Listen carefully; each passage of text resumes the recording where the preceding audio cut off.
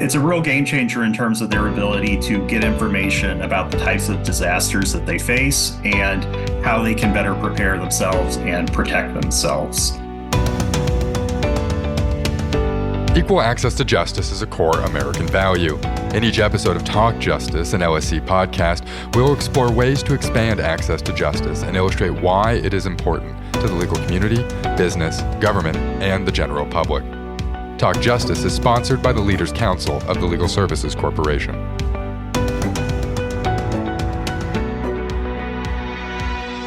Hello and welcome to Talk Justice. I'm Ron Flagg, president of the Legal Services Corporation, and your host for this episode. Today we're gathering a group of experts to talk about disaster resources available to people in the middle of the country, sometimes called the Heartland. Late last year, LSC launched heartlanddisasterhelp.org.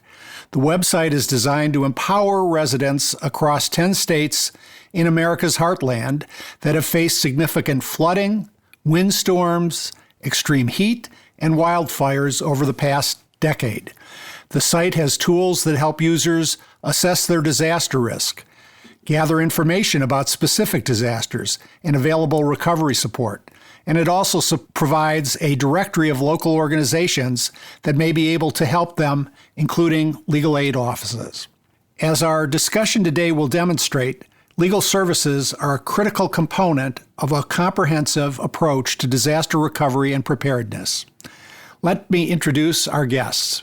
Stephanie Hudson is the Executive Director of Oklahoma Indian Legal Services and the Clinical Professor of the American Indian Estates Clinic at the University of Oklahoma.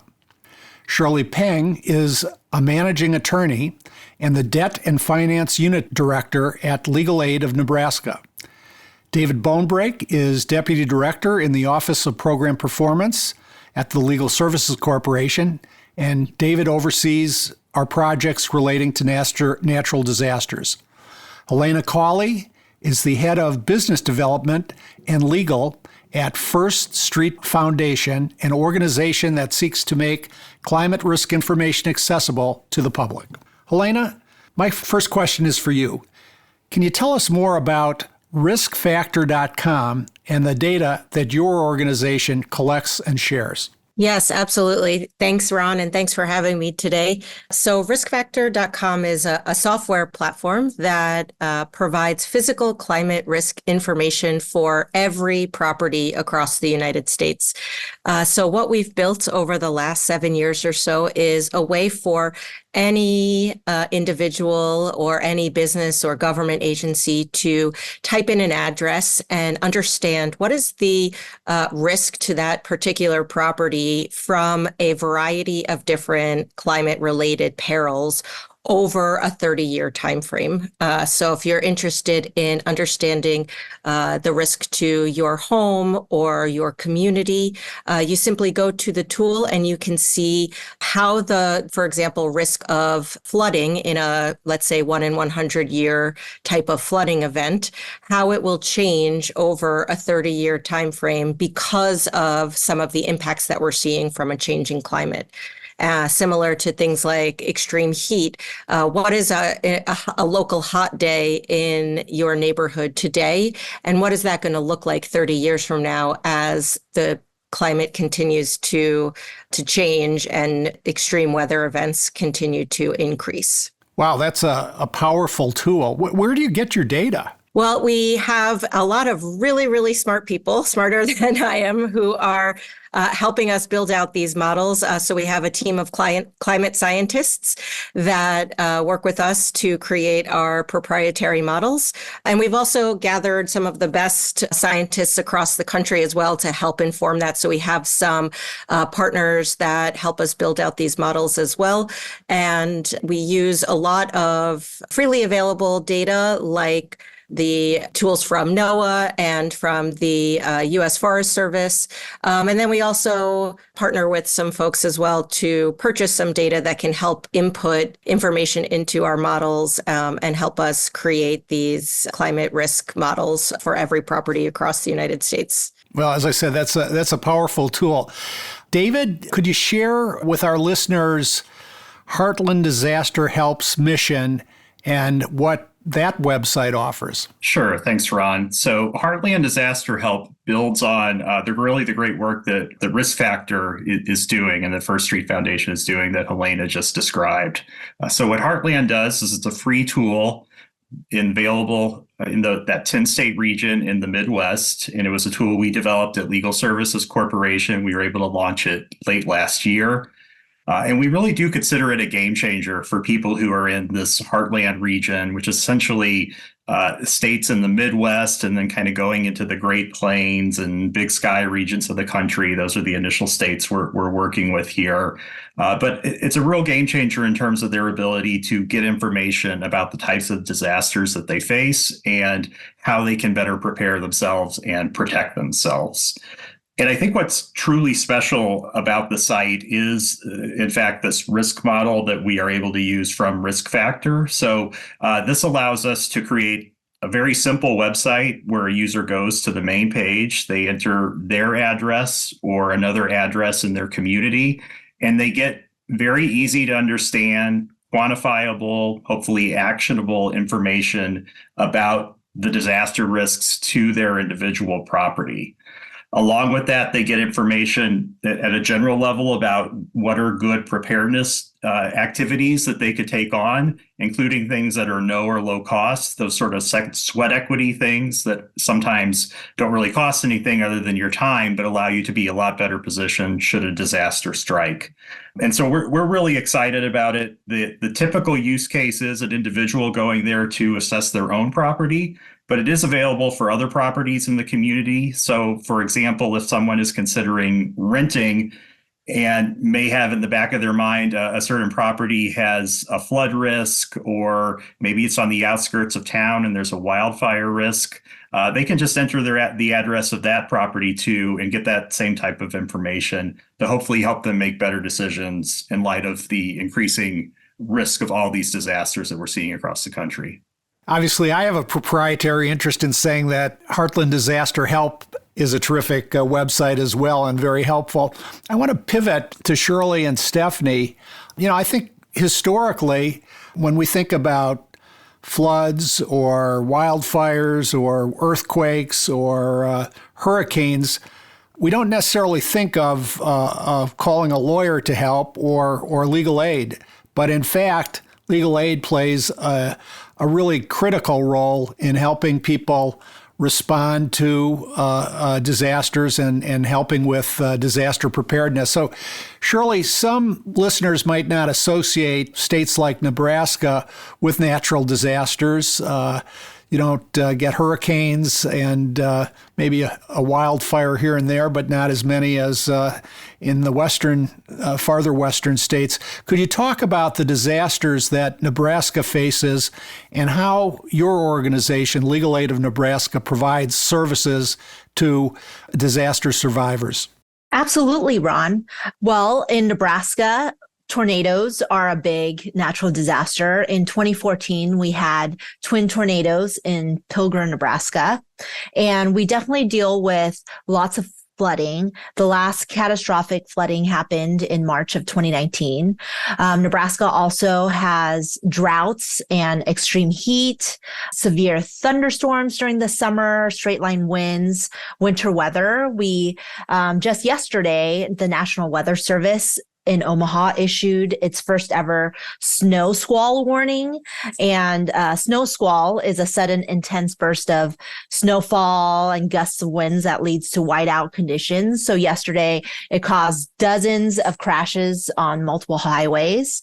And so there is a lot of natural disasters in Nebraska that we typically don't think of. And the way that Legal Aid of Nebraska provides services is to just address common legal issues that happen during these disasters, insurance issues primarily, helping survivors submit insurance claims, avoiding public adjuster fraud, negotiating settlements, and filing appeals. But there's also government benefits that are available for disaster survivors, and we help with applying for those benefits, either food stamps, unemployment, disaster loans, housing, and also filing appeals for those denial of benefits or benefit award disagreements between the survivors and the government entity. And then even years after a disaster happens, there are overpayment notices or recoupment notices that we have helped our disaster survivors appeal and fix their recoupment issues. And then we at Legal Aid of Nebraska has a big housing justice project. So we help renters and homeowners with a variety of those housing issues that come up after a disaster, either facilitating negotiations, communications with the landlord or the mortgage company, terminating a lease or rental agreement, resolving renters insurance claims, and recovering personal items from damaged rental units. And basically just obtaining disaster assistance in a variety of different areas of law. One of the things that people don't typically think as a legal issue is document recovery, replacing lost documents such as driver's licenses, social security cards, EBT cards, birth certificates. We also help with that, as well as replacing immigration documents and other contractor fraud issues, debt and finance issues. Those are just a small portion of what we help with for our disaster survivors. Well, that's terrific and obviously valuable to your community, the communities you serve. Stephanie, Shirley just shared what Legal Aid of Nebraska deals with around disasters, and maybe some of the natural disasters she described are familiar to you as well. Are there unique legal challenges faced by the Native American communities that your organization, Oklahoma Indian Legal Services, supports? How does your organization assist them? Oklahoma Indian Legal Services serves tribal members throughout the state of Oklahoma, and we have spent the last 40 years really focusing on tribal members and land issues. Oklahoma has some very unique land jurisdiction involving 39 different tribes, and most of the past 40 years has been spent bringing titles up to date on trust and restricted Indian land. But while we've been spending all this time trying to bring titles up to date, tribal members have been going to housing authorities and building homes on those trust and restricted allotments where we've brought the titles up to date. And some of those homes are 20, 30, 40 years old now. And with the different types of weather events that we've been experiencing here in Oklahoma, we're seeing more and more tribal members whose tribal homes are being damaged by floods, cracked water pipes and severe cold, roof damage with large hail, roof damage and window damage with severe winds that are more powerful than we've experienced in prior years. So we're getting more tribal members and housing authorities contacting us and asking us to assist tribal members who have, I don't know if inherit's the right word. What they've done is maybe their parents or their grandparents had restricted or trust Indian land that we brought the title up to date. They built that house. That parent or grandparent has passed away, and they're living in a home that needs repairs, but they don't have title to the home. So our attorneys, they have a great deal of experience in probates, bringing titles up to date. So we have shifted a lot of our priorities from just bringing titles up to date on the Indian land to bringing titles up to date on homes that need repairs. One of the issues that we saw last summer was there was a tornado in a town just east of Oklahoma City, Shawnee. It's a town of about 45,000 and has a large Native population. And what we saw was a number of tribal members who had homes damaged. they wouldn't go to the MARCs. They wouldn't go to the multi-agency resource centers that were set up by the voluntary disaster organizations. What they would do is they would self-help.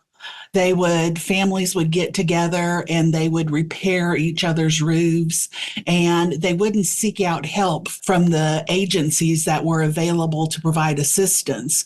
So what we did was we tried to do some more outreach within that community and tried to incentivize people coming to the multi-agency resource centers. What we did was we used gift cards to try to get people to come and say, we'll give you a gift card for gas if you'll come and just go through the agencies and find out what assistance is available. But we see issues with Native members being reluctant to reach out outside of their own families, outside of their own very small communities to seek assistance.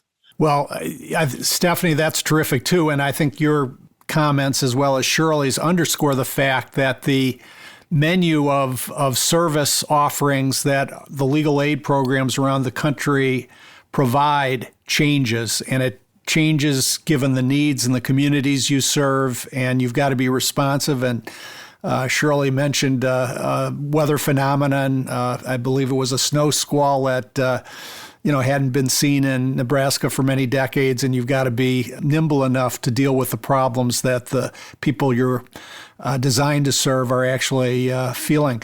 Shirley and Stephanie, with all that you've just described in mind, how can our new website, Heartland Disaster, help assist your client community in preparing for disasters and avoiding potentially significant civil legal issues? I think for our clients, they are unaware of their risk in disasters. And the website has this great, see your risk little search bar where you just put in your address, and then it defines your risk pertaining to fire risk, flood risk, heat risk, and wind risk. And I think that's just so important for our disaster clients to know their risk. Then there is a list of what to do to protect yourself and your home and your business on the website that I think is super helpful for our clients. And as well as after a disaster, a list of resources in each state that they can contact. Yeah, I agree that the Heartland Disaster Help website, it provides numerous resources for our clients to be able to find different types of resources. As I said, our client population, they're reluctant to go out and try to find assistance. They like to try to figure out things within their own community. And this website just gives a multitude of different types of resources. It gives lots of tips on how to be prepared. One of the pages that I really like is how to deal with heat. Last summer, we had a heat wave, and one of our probate clients, we were trying to bring title up to date on the house, his mother's house that he was living in, and he couldn't pay the electric bill. And one of our attorneys who was working on the probate, she said, I think I need to go pay his electric bill. And I said, no, we need to try to figure out some resources for him. We can't pay everybody's electric bill, all of our clients' electric bills. We can't have attorneys starting to do that. So she was able to look at some other resources within the community to get him a bridge to when the probate would be done, and he would be able to access some additional funds and get his electric bill caught up to date. But this website gives people ideas on how to deal with heat, how to deal with the effects of wildfire. We have had wildfires here in Oklahoma, and rural Oklahoma is another community that they prefer to take care of themselves themselves ranchers. They don't want to seek assistance. They want to just work within their own community.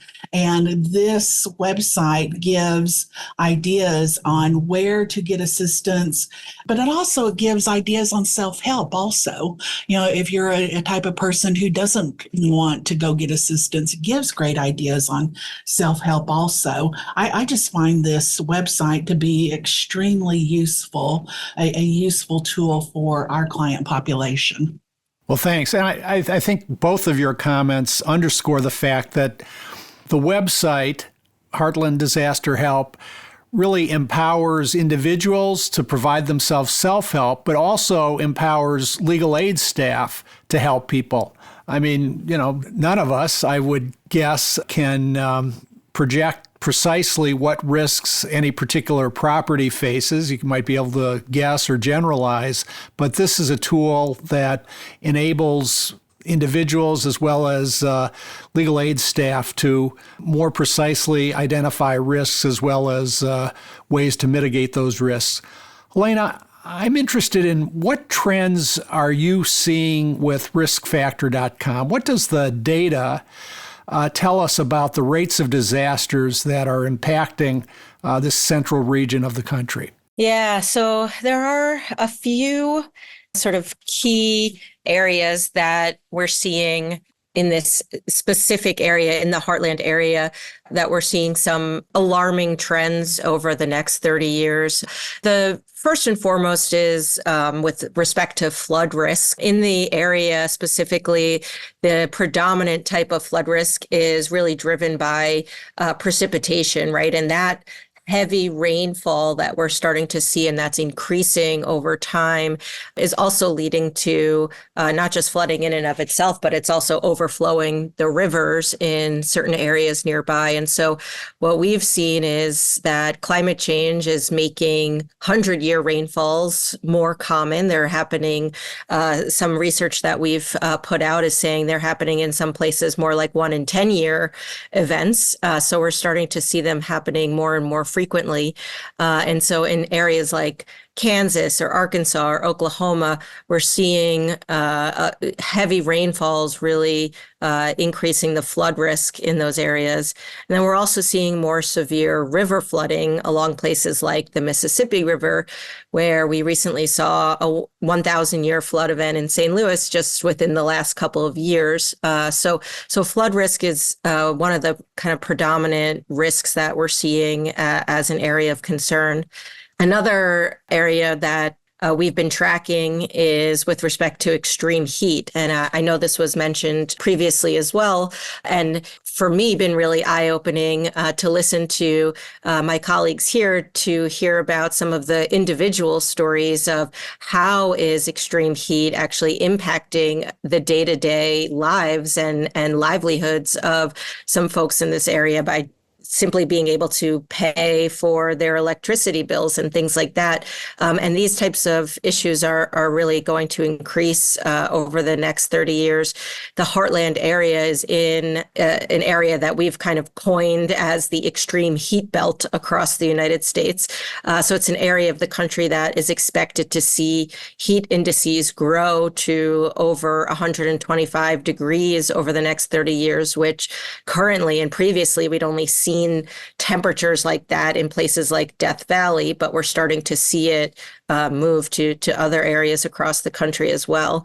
And with that warming environment, we can see that tropical storms are going to expand more and more inland. So typically tropical storms break down over land, but with a warming environment, these storms are going to hang together longer and they can impact areas like Arkansas and the southern states of the Heartland. So these are some of the trends that we're seeing and, trying to make folks aware of as we partner with wonderful organizations like Legal Services Corporation and get our data out on the Heartland Disaster Help website so that, people can know their risk and start to plan accordingly.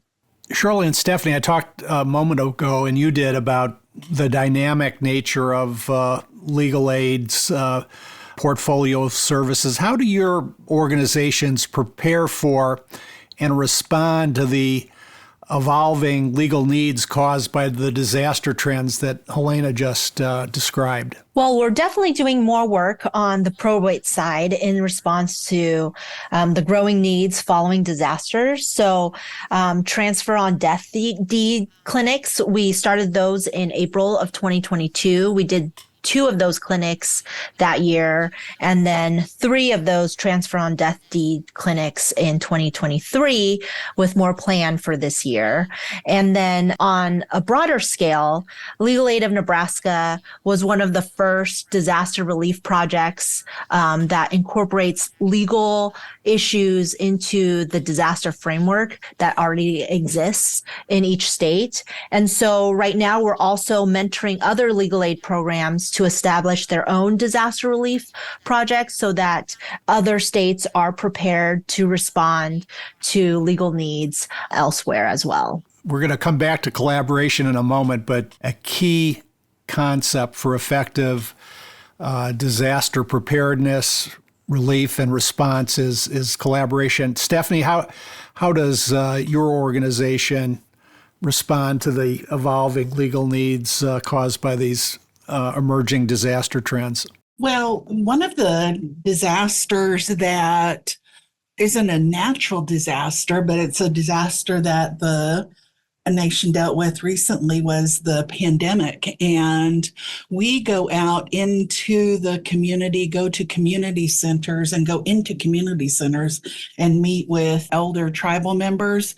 And during the pandemic, we were not able to get into community centers. We were, had to meet outside of community centers. So we developed these drive-through clinics where we would meet tribal members outside of the community centers.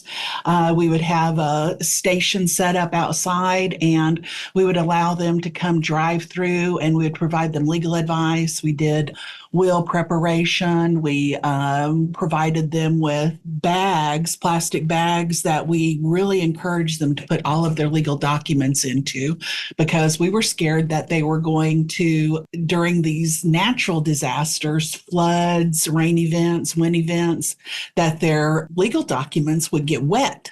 So we would encourage them to put them into plastic bags, then put them into fireproof boxes to protect their legal documents.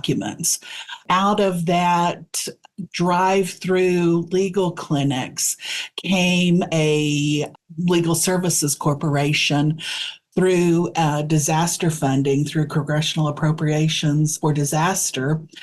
We were able to fund what we call our Native Navigator, and it's a Ford Transit van that we converted into a portable office on wheels that we take to community centers now. We meet with clients outside the community centers. We even go to their homes, and a lot of elderly tribal members were able to get wills done outside of their homes so that they just walk out their door, come out into our mobile office. And sometimes our attorneys, they'll do 3, 4, 5 wills a day, just driving from house to house and community to community, getting wills done. But that's one of the ways that we have been able to use funding from Legal Services Corporation to be able to find unique ways to address not only natural disasters, but other types of disasters. And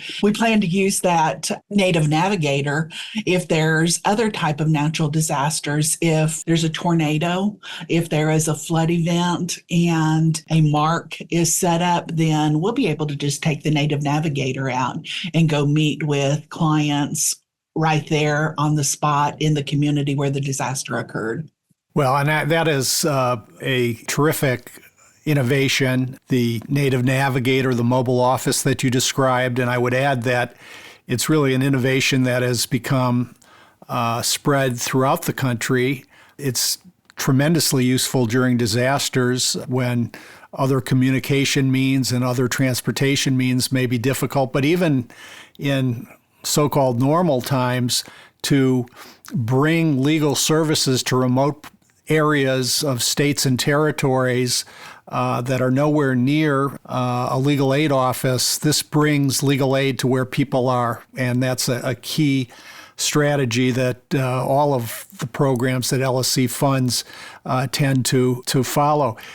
David, I talked a moment ago about how critical collaboration is in disaster preparedness and relief. How do heartlanddisasterhelp.org, riskfactor.com, and local legal aid organizations work together to streamline disaster response and recovery in the Heartland? Yeah, I think it's such an important collaboration and in many ways kind of a new and special one. So LSC has done a lot of work at the national level promoting the importance of civil legal aid with disasters. We're certainly a funder of many disaster grants to the network of LSC grantees. But we're able to partner with an organization like RiskFactor, which uses cutting edge data analysis and technology to really offer a service that folks, really did not have access to in the past, this level of information about their specific disaster risk. And I think that education and awareness piece is really key. And there's so much that folks can do with that information to improve their situation and improve and be better ready if a disaster strikes. But we also recognize that individuals, even if they put forth the best effort to prepare, and in some cases, many individuals, including many low-income individuals, if you're in a path of a disaster, sometimes you're going to be affected and perhaps very significantly. And so having a network of different providers that are available doing this work on the ground, and as Shirley and Stephanie described, now having these dedicated teams that really bring experience and sophistication to their disaster legal aid work is just invaluable, because I think at the end of the day, while we can educate people and prepare folks, having that network of organizations available to actually provide more significant help is very important. I would add that I think the site also kind of furthers this mission of increasing awareness of the importance of civil legal aid as a group that can help with disaster recovery, an important partner in disaster recovery. A lot of people might come here to learn about their individual risk, but we're able to share the message that there are organizations out there that can provide them assistance. And if they're having an issue in their life that feels unfair, it might have a civil legal aid component, and that legal aid is there for themselves, for their families, their neighbors, if they potentially need it at some point in the future. So I'm just really excited about this collaboration. We hope to certainly continue it, but also to see it grow over time. And I really do think it's sort of a new way that we can approach providing people both information, but then also getting them in the network for more substantial services when they need it. Well, that's a good point on which to end. I want to thank Helena, Stephanie, Shirley, and David for all your insights into natural disasters and the critical role that civil legal aid providers can play in preparing for disasters and responding to them. And I would encourage our listeners, wherever you're located, to check out heartlanddisasterhelp.org and riskfactor.com to learn more about disasters, preparedness, and recovery. Thanks to everyone for tuning into this episode of Talk Justice, and please subscribe so you don't miss any of our episodes. Stay well. Podcast guest speakers' views, thoughts, and opinions are solely their own and do not necessarily represent the Legal Services Corporation's views, thoughts, or opinions. The information and guidance discussed in this podcast are provided for informational purposes only and should not be construed as legal advice. You should not make decisions based on this podcast content without seeking legal or other professional advice.